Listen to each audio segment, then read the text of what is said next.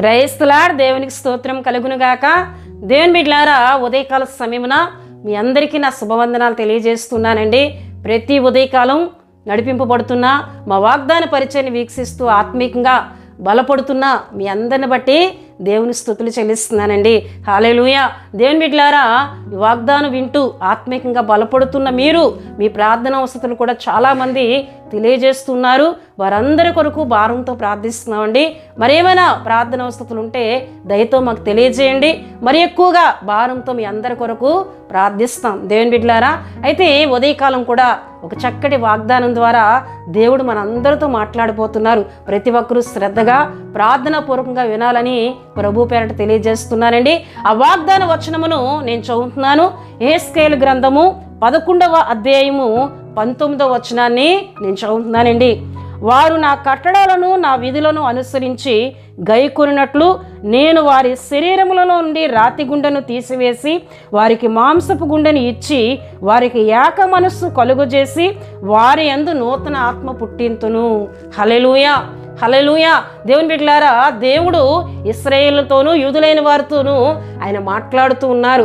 ఏమని మాట్లాడుతున్నారంటే, మీలో ఉన్న రాతి గుండెను, మీ శరీరంలో ఉన్న రాతి గుండెను నేను తీసివేసి మాంసపు గుండెను నేను మీకు ఇస్తానని, అంతేకాకుండా మీ యందు నేను ఏక మనస్సును కలుగజేసి నూతన ఆత్మను పుట్టిస్తానని దేవుడు మాట్లాడుతున్నారు. అయితే ప్రియదేని బిడ్డలారా, అప్పటికీ మనం చూసినట్లయితే ఇశ్రాయేలు చెర నుండి విడుదల పొందిన తర్వాత దేవుడు వారికి ఇస్తున్న వాగ్దానంగా ఈ వాగ్దాన మాటను మనం చూస్తున్నామండి. వారు చెరలోనికి వెళ్ళక ముందు వారి హృదయాలు ఎలా ఉన్నాయంటే రాతి హృదయాలుగా ఉన్నాయి.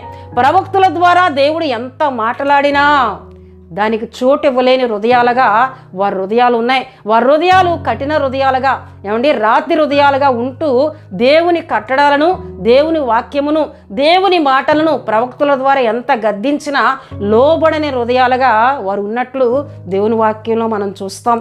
అయితే వారు శ్రమ పొందిన తర్వాత, చెరలో ఉన్న తర్వాత వారు పడిన శ్రమను బట్టి, వారు కలిగిన కష్టములను బట్టి వారిలో ఇప్పుడు విరిగిన హృదయం వస్తూ ఉంది, పశ్చాత్తాపం వస్తూ ఉంది. వారు దేవుని దగ్గర ప్రార్థిస్తూ ఉన్నారు. దేవుడు వారి ప్రార్థనలు వింటూ ఆయన అంటూ ఉన్నారు, వారు నా కట్టడలను నా విధులను అనుసరించి గైకొన్నట్లు వారి శరీరములో నుండి రాతి గుండెను తీసివేసి. రాతి గుండె ఉండినట్లయితే వారు నా కట్టడాలను గైకొనలేరు, నా విధులను గైకొనలేరు. వారు నా కట్టడాలు గైకొనాలి, నా విధులను గైకొనాలి అంటే వారిలో ఉన్న రాతి గుండెను నేను తీసివేయాలి. హల్లెలూయా. నిజమే దేవుని బిడ్డలారా, యేసుక్రీస్తు ప్రభువారు కూడా ఒక ఉపమానం చెప్పుతూ విత్తనముల విషయమైన ఉపమానం చెప్తూ యేసుక్రీస్తు ప్రభువారు కూడా అంటారు కదండి, రాతి నేలన విత్తబడిన విత్తనము వేరు లేనందున కొంతకాలం సంతోషంగా వాక్యమును అంగీకరించవచ్చు, కానీ శ్రమ వచ్చినా కష్టం వచ్చినా అభ్యంతరపడి మరలా ఏమైపోతుంటారండి, లోకములో కలిసిపోతూ ఉంటారు. గనుక మీరు రాతి నేలల వలె ఉండొద్దు అని అక్కడ ఉపమానం చెప్పినట్లు దేవుని వాక్యంలో మనం చూస్తామండి.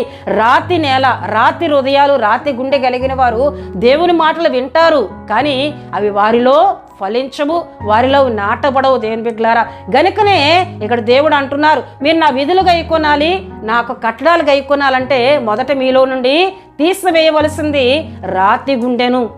మీ శరీరంలో నుండి నేను రాతి గుండెను తీసివేస్తూ ఉన్నాను, తీసివేసి మాంసపు గుండెను నేను మీకు ఇస్తున్నాను. మీలో ఏక మనసు నేను ఇస్తాను, నూతన ఆత్మను నేను పుట్టిస్తానని దేవుడు తన ప్రవక్త అయిన యెహెజ్కేలు గారి ద్వారా మాట్లాడుతున్నారు.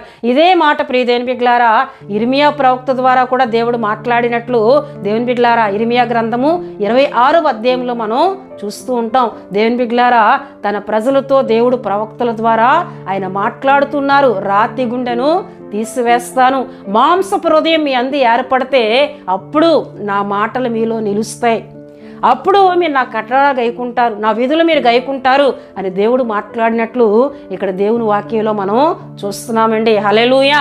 దేవుని బిడ్డలారా, గనుక మన హృదయాలు ఎలా ఉండాలండి, మాంసపు హృదయముగా అంటే మెత్తని హృదయాలుగా ఉండినప్పుడే దేవుని మాటలు మన హృదయంలో నిలవబడతాయి. దేవుని మాటలు మన హృదయం లోపలికి వెళ్తాయి. వేరు కలిగి అది ఒక చెట్టుగా మారి ఫలించి ఆత్మీయతను మనం కలిగి జీవించగలం. గనక ఉదయకాల సమయంలో దేవుడు మాట్లాడుతున్నారు, మెత్తని హృదయం కలిగి మాంసపు హృదయం కలిగి మీరు ఉంటేనే నా మాటలను మీరు గైకుంటారు, నా విధులను మీరు గైకుంటారని దేవుడు తన ఆత్మ ద్వారా ఉదయకాల సమయంలో మనందరితో ఆయన మాట్లాడుతున్నారండి. హల్లెలూయా. సామెతల గ్రంథం 3వ అధ్యాయము 3వ వచనములో మనం చూస్తాం కదండి, నీ హృదయమును పలక మీద వాటిని రాసుకో. అంతేకాకుండా సామెతల గ్రంథం 7వ అధ్యాయము 3వ వచనంలో చూస్తే నీ హృదయమును పలక మీద వాటిని రాసుకునుము. ఏటినండి? నా యొక్క శాసనములను, నా ఉపదేశములను రాసుకొని అక్కడ వాక్యంలో మనం చూస్తాం. మన హృదయమందు దేవుని మాటలు రాయబడాలి, అవి నిలవాలి అంటే మనం మెత్తని హృదయం కలిగిన వారంగా ఉండాలండి. హల్లెలూయా. అందుకే అపోస్తలుడైన పౌలు గారు కొరింథీ సంఘంతో ఒక చక్కని మాట ఆయన అంటూ ఉన్నారు. చూడండి, కొరింథీలకు రాసిన 2వ పత్రిక 3వ అధ్యాయము 3వ వచనమును నేను చదువుతున్నానండి.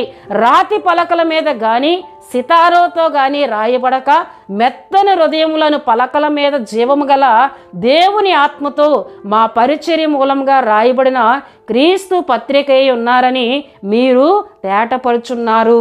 హల్లెలూయా, హల్లెలూయా.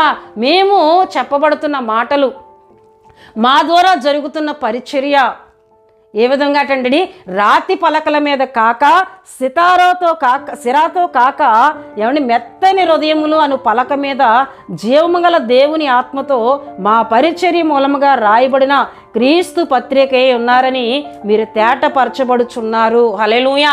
అక్కడున్న విశ్వాసులతో పౌలు గారు అంటూ ఉన్నారు, రాతి పలకల మీద రాయబడలేదు మేము చెప్పబడిన మాటలు. సిరాతో రాయబడలేదు మేము చెప్పబడిన మాటలు. ఎలా అంటండి, మెత్తని హృదయముల మీద మేము చెప్పిన మాటలు విత్తబడ్డాయి, రాయబడ్డాయి అని మీరు ఎలా కనిపిస్తున్నారు? తేటగా కనిపిస్తున్నారు. మీరు వాటిని గైకుంటూ ఉన్నారు గనక మేము చేస్తున్న ఈ పరిచర్య వ్యర్థమైపోలేదు.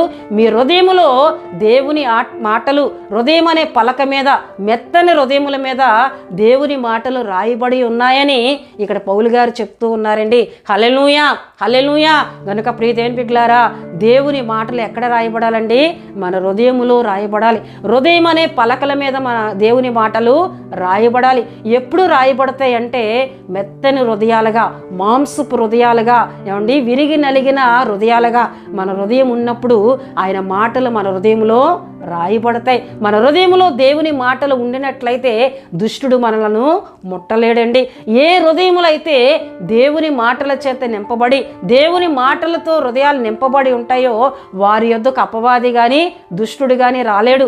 ఎవరి యొద్దకు అపవాది వెళ్ళగలడంటే ఖాళీ కలిగిన హృదయాలు, దేవుని మాటలు లేని హృదయాల యొద్దకే వాడు వెళ్ళి వారిని చెరిపి వేస్తాడని దేవుని వాక్యంలో మనం చూస్తున్నాం. గనుక మన హృదయాల మీద దేవుని మాటలు రాయబడాలంటే రాతి హృదయాలు పోవాలి, కఠిన హృదయాలు పోవాలి.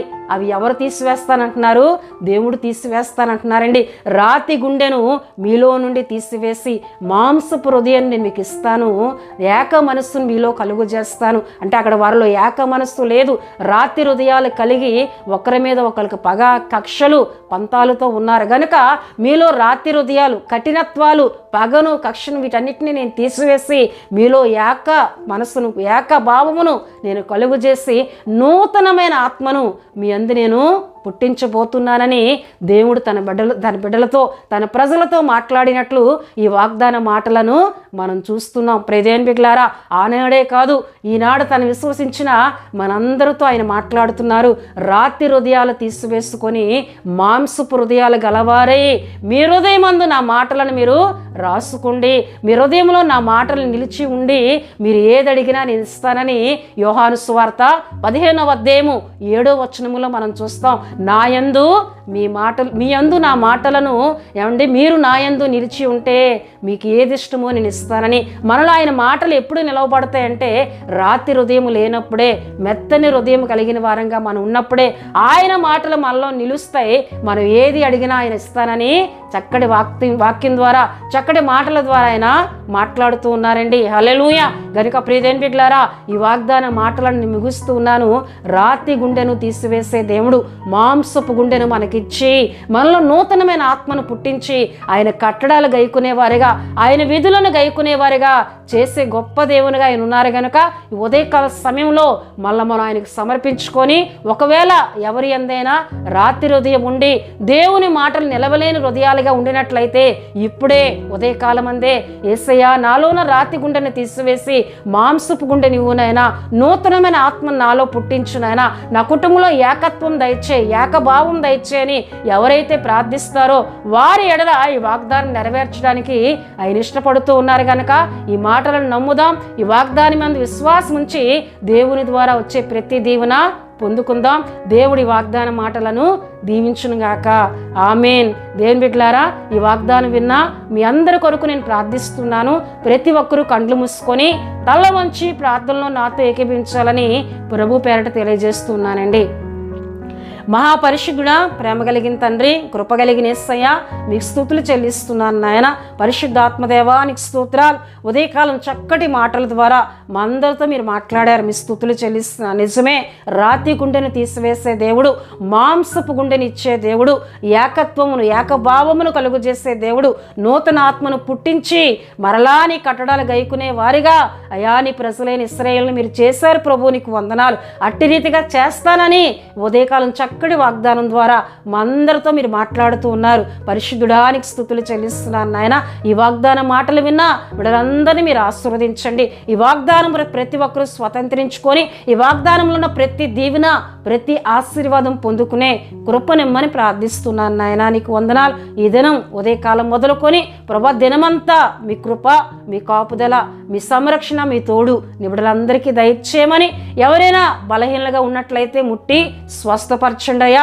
ప్రతి ఒక్కరి ఆరోగ్యములను దీవించమని ప్రార్థిస్తున్నాను. ఎవరైనా కార్యములు పూనుకుంటే వాటిలో సఫలతను మీరు దయచేయండి, మీరు తోడుగా ఉండమని ప్రార్థిస్తున్నాను. దినమంతా రాకపోకుల్లో చేస్తున్న ప్రతి పనిలో మీ సన్నిధి, మీ కృప తోడుగా ఉంచమని, దుష్టుడికి ఎవ్వరి మీద అధికారం లేకుండా వాడి క్రియలన్నింటినీ యేసు నామములో బంధిస్తూ నీ బిడ్డలందరి చుట్టూ మీ రక్త ప్రోక్షణ, మీ కంచి, నీ కాపుదల దినమంతా ఉంచి నడిపించమని యేసు నామములో అడుగుచున్నాం తండ్రి.